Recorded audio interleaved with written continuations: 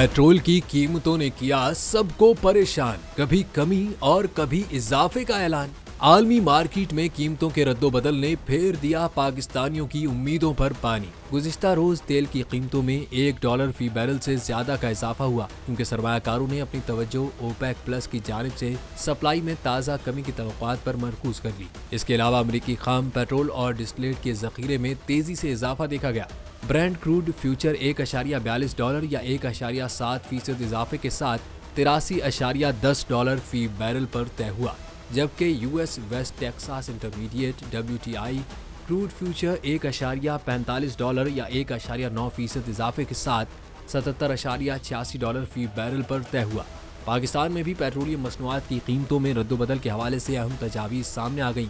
1 दिसंबर से फी litre petrol 20 पैसे इजाफा करने, जबकि फी लीटर डीजल की कीमत में ₹6 तक कमी की तजवीज़ निगरान वज़ीर-ए-आज़म को पेश कर दी गई है।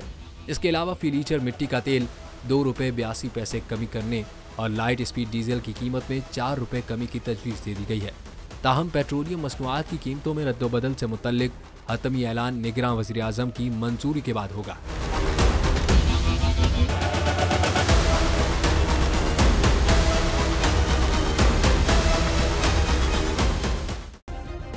सब्सक्राइब करें और बेल दबाएं ताकि कोई खबर रह न जाए।